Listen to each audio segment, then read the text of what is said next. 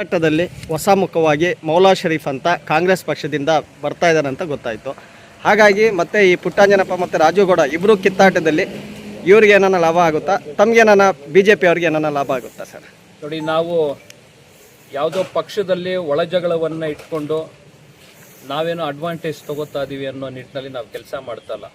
ನಮ್ಮದು ರಾಷ್ಟ್ರೀಯ ಪಕ್ಷ ಕೇವಲ 2 ಸಂಸದರಿಂದ ಶುರುವಾದಂಥ ನಮ್ಮ ರಾಷ್ಟ್ರೀಯ ಪಕ್ಷ ಇವತ್ತು ಬೃಹದಾಕಾರವಾಗಿ ಬೆಳೆದಿದೆ.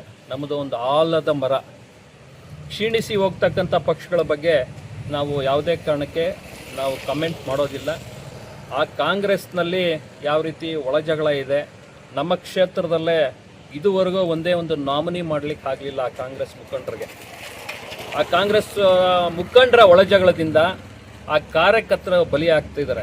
ಕಾರ್ಯಕರ್ತರ ಪಕ್ಷದಲ್ಲಿ ಯಾವ ಪಕ್ಷದಲ್ಲೇ ಇರಲಿ, ಕಾರ್ಯಕರ್ತರೇ, ಮುಖಂಡರೇ, ನಮ್ಮ ಪಕ್ಷದಲ್ಲಿರಲಿ, ಅನ್ನ ಪಕ್ಷದಲ್ಲಿರಲಿ, ರಾತ್ರಿ ಹಗಲು ಅವರು ಒಂದು ಹಳ್ಳಿಯಲ್ಲಿ ಇನ್ನೊಂದು ಪಕ್ಷದ ಬಗ್ಗೆ ಒಂದು ಜಗಳ ಆಡೋದ್ರಲ್ಲಾಗಲಿ, ಇಲ್ಲ ಅಂತೇಳಿದ್ರೆ ಅವ್ರನ್ನ ಎದುರಾಕೊಂಡು ಮಾಡೋದ್ರಲ್ಲಾಗಲಿ, ಸರಿನಾ, ಅವ್ರ ಕಷ್ಟಗಳು ಅವ್ರಿಗೆ ಗೊತ್ತು.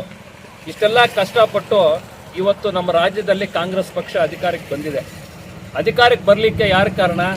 ಲೀಡರ್ಗಳೊಬ್ಬರು ಕೆಲಸ ಮಾಡೋದಾಗಲ್ಲ, ತಳಮಟ್ಟದಲ್ಲಿ ಇರ್ತಕ್ಕಂಥ ಕಾರ್ಯಕರ್ತರ ಕೆಲಸ ಮಾಡಬೇಕು. ಇದುವರೆಗೂ ಒಂದೇ ಒಂದು ನಾಮಿನಿಗಳೇನಾದರೂ ಮಾಡಿದ್ದೀರಾ ಸ್ವಾಮಿ ನೀವಿಲ್ಲಿ ಕ್ಷೇತ್ರದಲ್ಲಿ? ಕಾರ್ಯಕರ್ತರಿಗೆ ಯಾಕೆ ಈ ಥರ ಅನ್ಯಾಯ ಮಾಡ್ತಿದ್ರೆ? ಒಬ್ಬರು ಹೋಗಿ ನಾಮಿನೀಸ್ ಮಾಡ್ಕೊಂಬಂದ್ರೆ ಇನ್ನೊಬ್ಬರು ಹೋಗಿ ಕ್ಯಾನ್ಸಲ್ ಮಾಡ್ಕೊಂಬರ್ತಾರೆ. ಇದ್ರ ಮಧ್ಯೆ ನೀವ್ಯಾರೋ ಒಬ್ಬರ ಪುಣ್ಯಾತ್ಮನ ಹೆಸರು ಹೇಳಿದ್ರಿ, ಬರಲಿ, ಅವರು ಬರಲಿ, ಸಮಾಜ ಸೇವೆ ಮಾಡಲಿ, ನಮಗೇನು ಅಭ್ಯಂತರ ಇಲ್ಲ.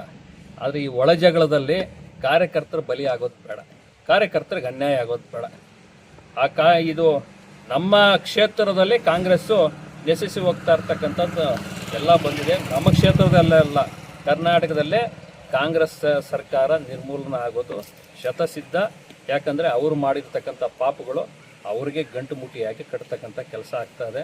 ಅವ್ರು ಕೊಟ್ಟಿರ್ತಕ್ಕಂಥ ಬೋಗಸ್ ಗ್ಯಾರಂಟಿಗಳಿಂದ ಹಿಡಿದು ಜನಗರಿಗೆ ಮುಖದ ಮೇಲೆ ಟೋಪಿ ಹಾಕಿ ಇವತ್ತು ಎಲ್ಲರ ಹತ್ರನೂ, ತಾಯಂದ್ರ ಹತ್ರದಿಂದ ಎಲ್ಲರ ಹತ್ರನೂ ಓಟ್ಗಳು ಹಾಕ್ಸ್ಕೊಂಡು ಇವತ್ತು ಕರ್ನಾಟಕದಲ್ಲಿ ಸರ್ಕಾರವನ್ನು ರಚನೆ ಮಾಡಿ 3 ವರ್ಷ ಆಯಿತು. 3 ವರ್ಷದ ಮೇಲೆ 3 ತಿಂಗಳಾಗಿದೆ.